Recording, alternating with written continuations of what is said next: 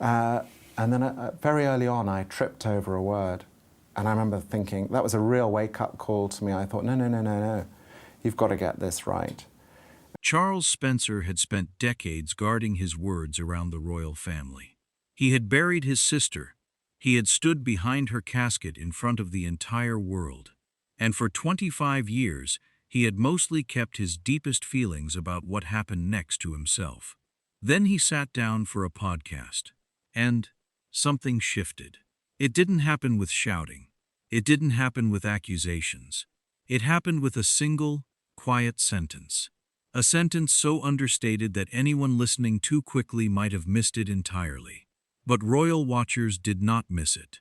Within hours, that sentence was everywhere. Diana's brother had just said something about King Charles, something that sounded almost like nothing, and yet it landed like a verdict. To understand why one soft-spoken line could shake the royal family's carefully managed image, you have to go back past the podcast microphone, back past the headlines, back to a hospital room, a christening at Westminster Abbey, and a little boy who would grow up watching his sister become the most famous woman on earth. Because before he was the Earl who took a swipe at the king, Charles Spencer was simply Diana's baby brother, the one she protected, the one who, decades later, would be asked to protect something far heavier than memory. He would be asked to be a father figure to two princes, while their actual father was still alive. Let that sit for a moment. The other parent was alive. Spencer said it himself, almost in passing, and somehow that phrase told you everything about what he believed his role had become, and what he believed Charles's had not. So here's a simple question for you, before we go any further. If someone in your family stepped up when a parent couldn't, or wouldn't, would you call them family, Keep us all on or something more? tenterhooks, really. Drop your And I answer remember below. cutting One myself word is enough. as Now, a sort of, I thought if I rewind hurt further myself still. enough, Long then before God will let podcasts us and royal stay. commentary, When he was there was 12, a he boy says, growing and up in traveling the with his English mother in countryside, Italy, he surrounded secretly by acted privilege out the most final people could scene never of the imagine, sexual abuse and a from the kind year of before. loneliness most I people had would not never had sexual guess. intercourse. Charles Edward Maurice Spencer was born in May of 1964, the youngest of 5 children. His parents named him for his ancestor, a king who lost his head. He could not have known, as an infant, how fitting that lineage would feel decades later, watching another Charles wear a crown. He was baptized at Westminster Abbey. Queen Elizabeth herself stood as one of his godmothers. From his very first days, the line between his family and the House of Windsor was already blurred. But behind the grandeur, something else was happening. His parents' marriage was unraveling. By the time Charles Spencer was 3 years old, his mother had left, and the divorce that followed would scar the entire family for years. He had 3 older sisters. One of them, a bright-eyed, deeply sensitive girl named Diana, became his closest companion in a house slowly filling with silence. What neither of them could have predicted was just how far apart their lives would later pull, and how violently they would be drawn back together. Diana would marry a prince. She would become the most photographed woman alive, and her little brother would watch, from a careful distance, as the fairy tale slowly came undone. Because behind closed palace doors, a very different story was unfolding. One involving a different woman, an old flame, and a betrayal that the public would not learn about for years. By the time the truth surfaced, it was too late to protect anyone from the fallout, least of all Diana. And when the unthinkable finally happened, in a Paris tunnel in the summer of 1997, it was Charles Spencer who had to make an impossible decision under impossible pressure. Who would speak for his sister when she could no longer speak for herself? He would call his mother in a panic, run through every name in his address book, and ultimately face a truth he never wanted to face. There was no one else. It would have to be him. What he said that day, in front of the world, in front of the very family he blamed for failing his sister, became one of the most talked about funeral speeches in modern history. But that was only the beginning of his story with the Windsors, not the end. Because nearly 30 years later, in a quiet podcast studio, Charles Spencer would finally reveal something he had apparently been carrying since that very funeral.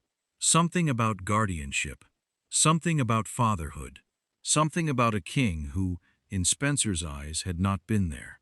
Not in the way that mattered. And when those words reached the public, they didn't just stir a fan base or a comment section. They stunned a nation that thought it already knew this story by heart. By the time Charles Spencer turned 8, the world he had known quietly ended.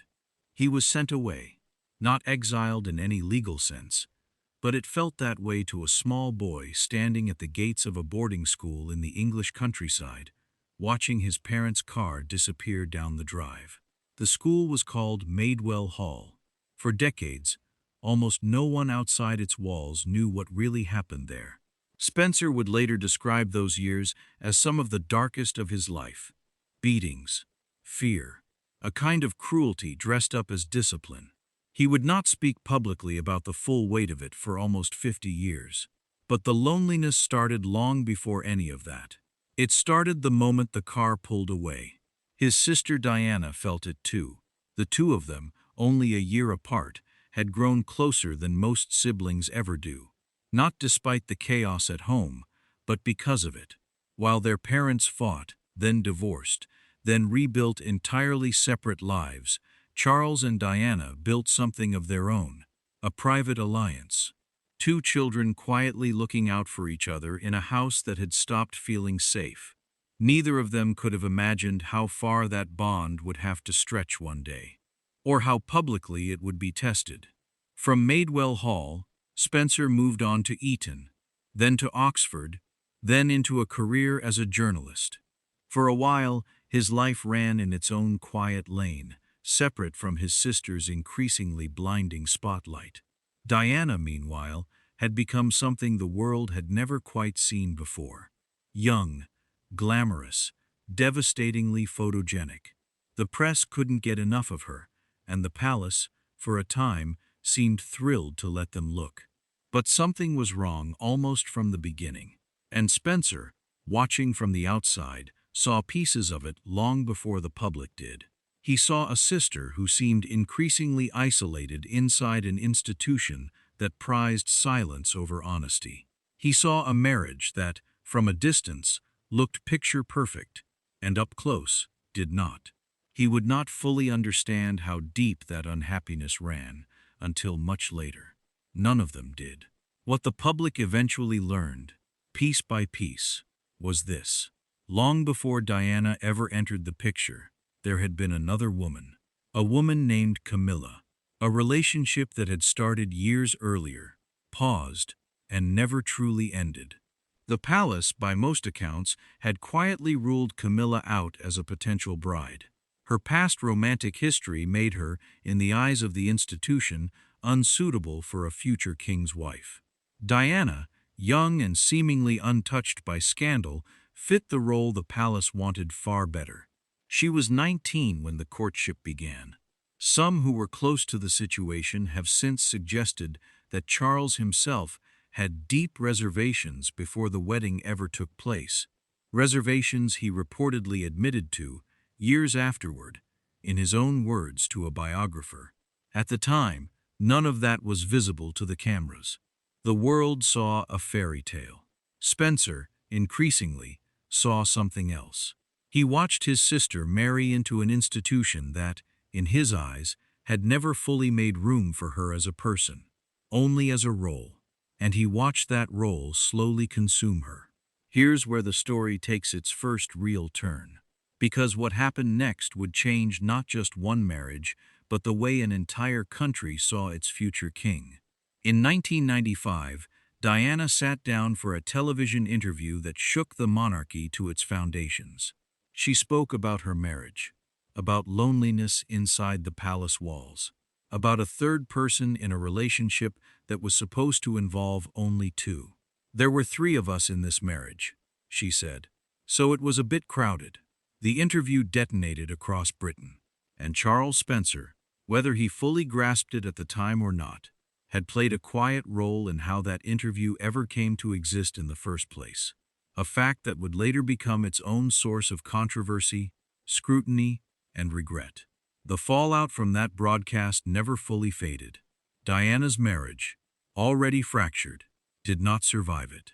The divorce that followed stripped her of titles, of protection, of the institutional armor that had surrounded her for over a decade. She was, in many ways the public didn't fully appreciate until later, suddenly alone. And alone is a dangerous word for someone the entire world is still watching. Here's a question worth sitting with. When someone you love is hurting in public, is silent loyalty enough? Or does real loyalty sometimes mean speaking out, no matter who it embarrasses? Tell us what you'd do. Just a sentence. We're reading every one. 2 years after that interview, in the late summer of 1997, a phone rang in the middle of the night.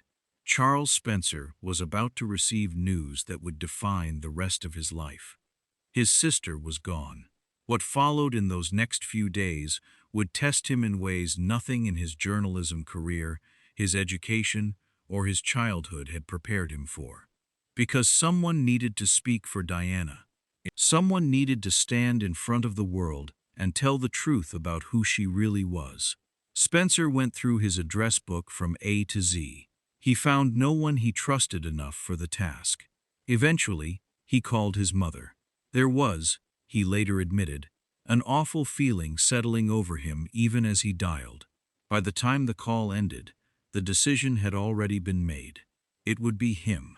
What he said at Westminster Abbey, in front of the royal family, in front of cameras broadcasting to a stunned nation, became one of the most quoted funeral addresses of the modern era. He honored his sister, and, in the same breath, many believed, he challenged the very institution standing just feet away from him. That moment did not end the story. It opened an entirely new chapter, one the public would not fully understand for almost 3 decades. Because Diana, in the final stretch of her life, had made a private decision, one that had no legal weight, no formal paperwork behind it, but one that meant everything to her brother. She had quietly named him guardian of her 2 sons, William and Harry, in the event that something happened to her. It was never meant to be tested so soon. It was never meant to be tested at all, but it was. And Charles Spencer carried that responsibility, informal, unofficial, but deeply felt, for the rest of his life. What he would eventually say about that role, decades later, sitting across from a podcast host with cameras rolling, would force an entire country to ask a question it had quietly avoided for years. Coming up next, you'll hear exactly what Charles Spencer said about being asked to step into a father's place, while the boy's actual father, the man who would one day become king, was still very much alive. You'll hear the precise words he used, the pause before he said them, and why royal commentators immediately recognized them as something far sharper than they first appeared. Stay close, because what comes next is the moment this story stopped being about grief and started being about a reckoning 25 years in the making. The podcast studio was quiet. No royal protocol officers. No carefully vetted questions submitted in advance.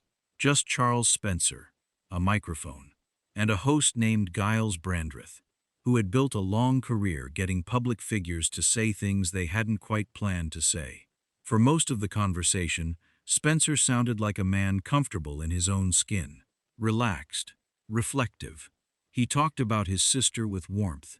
He talked about history, about his books, about the strange business of being born into a family the whole world thinks it already understands. Then the conversation turned to William and Harry, and something in his tone shifted. He explained that Diana had left him a kind of instruction, unofficial, unwritten into any will that a court would recognize, but real to him, in every way that mattered.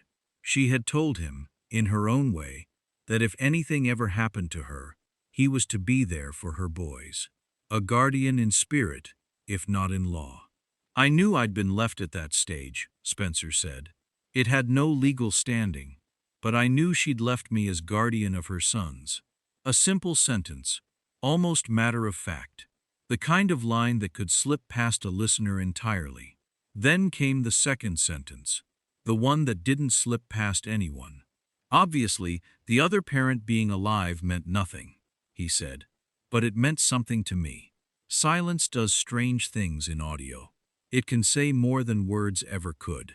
And in that brief pause between his two sentences, royal commentators heard something unmistakable. He had not said King Charles's name. He didn't need to. There was only one other parent. Only one man the comment could possibly be aimed at. And by choosing the coldest, most clinical phrase available, the other parent, instead of their father, Spencer had drawn a line so quiet it was almost invisible, and so sharp it cut anyway. Within hours, royal correspondents were replaying the clip. Within a day, headlines were forming around 4 words. The other parent. Here's a question for you. When someone close to you stays technically present but emotionally absent, do you call that family or just an arrangement? Answer honestly. One sentence is all it takes. To understand why that single line carried so much weight, you have to understand what it was sitting on top of. Decades of quiet tension. Decades of two families bound by blood and history, circling each other with practiced politeness in public, and something far less polite in private. This was not Spencer's first quiet jab. At Diana's funeral in 1997, his eulogy had already drawn a line between his sister and the institution she married into. A line so clear that even decades later, biographers still describe it as one of the most pointed funeral addresses in royal history. For years afterward, Spencer maintained a careful public distance from King Charles. Never hostile, never explosive, just distant, in the way that people who have deeply hurt each other often choose distance over confrontation. And underneath all of it sat something Spencer had only recently begun discussing in public at all: the weight of his own childhood. In 2024, he published a memoir about his years at Maidwell Hall, the boarding school he had been sent to as a small boy. In it, he described an environment of fear, cruelty, and isolation that had shaped him far more than the public ever realized. He had once called the absence of affection in his early life one of the heaviest things he carried. He had once described his own mother as detached. He understood, in a deeply personal way, what it felt like to grow up without the steady presence a child needs, which may be exactly why his guardianship of William and Harry meant so much to him. He was not simply honoring his sister's wishes. He may have been trying to give 2 boys something he himself had never fully had. And that makes his choice of words about the other parent land very differently. This wasn't simply royal gossip. It was, for Spencer, deeply personal history resurfacing in real time, aimed, whether intentionally or not, at the one man he believed had failed at the very thing Spencer had spent his life trying to provide. It is worth saying clearly, King Charles has never publicly responded to this specific comment.